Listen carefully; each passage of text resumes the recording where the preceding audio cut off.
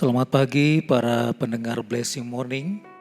Sungguh kita bersyukur kepada Tuhan atas segala rahmat dan kebaikan yang telah kita nikmati di sepanjang malam. Kita bisa beristirahat, kita bisa menikmati tidur yang nyenyak, dan pagi hari ini kita bisa bangun dengan tubuh yang segar.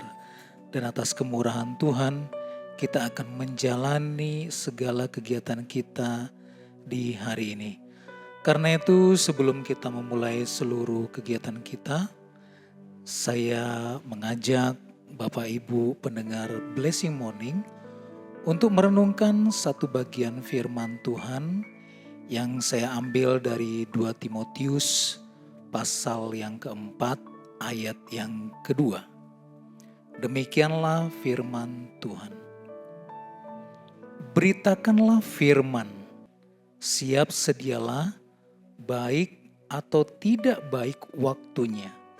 Nyatakanlah apa yang salah, tegurlah dan nasihatilah dengan segala kesabaran dan pengajaran. Marilah kita bersatu di dalam doa.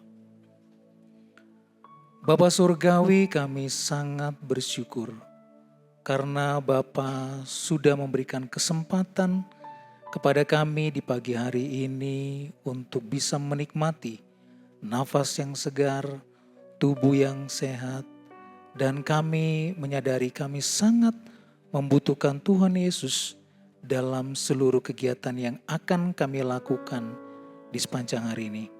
Karena itu Bapa, sebelum kami memulai seluruh kegiatan kami mau duduk diam, bersimpuh di bawah kaki-Mu untuk mendengarkan suara-Mu. Perdengarkanlah suara-Mu bagi kami, dan kiranya Roh Kudus-Mu yang akan menerangi hati dan jiwa kami. Terpujilah Tuhan Yesus Kristus Allah kami yang hidup. Amin. Saya memberikan tema pada renungan pada pagi hari ini, yaitu beritakanlah Injil. Bapak Ibu Saudara pendengar Blessing Morning, salah satu kegerakan yang terjadi setelah pencurahan Roh Kudus adalah keberanian para murid untuk memberitakan Injil kepada banyak orang. Nah, kalau kita memperhatikan akhir-akhir ini, tidak mudah kita menemukan semangat untuk memberitakan Injil di kalangan umat Kristen. Banyak orang menyebut dirinya Kristen, tetapi sangat jarang kita menemukan orang yang sangat bersemangat atau yang berapi-api untuk membagikan Injil kepada orang yang belum percaya. Bahkan hal ini pun tidak mudah kita temukan di kalangan rohaniawan dan juga para mahasiswa teologi.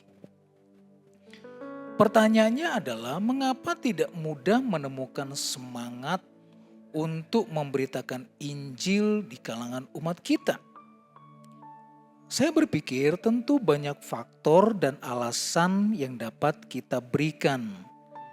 Dalam sebuah kelas yang saya ajar, saya pernah bertanya kepada para peserta, kepada para mahasiswa, apa kendala untuk memberitakan Injil? Nah, mereka menjawab bahwa salah satunya mereka tidak punya semangat untuk memberitakan Injil karena ada perasaan takut dan juga tidak tahu caranya bagaimana berbicara dan memberitakan Injil. Selain itu, mereka kaku ketika mereka harus berhadapan dan mulai masuk untuk memberitakan Injil. Ini bisa saja menjadi salah satu faktor penyebab seseorang enggan untuk membagikan berita Injil kepada orang lain yang belum mengenal Kristus. Nah, ayat firman Tuhan kita pagi ini berkata, beritakanlah firman, siap sedialah, baik atau tidak baik waktunya. Artinya saudara, Ini adalah perintah yang disampaikan oleh Paulus yang diilhamkan kepadanya oleh Roh Kudus. Sehingga ini menjadi sebuah pesan penting bagi Timotius pada waktu itu. Pada masa itu menjadi pengikut Kristus akan menanggung banyak penderitaan.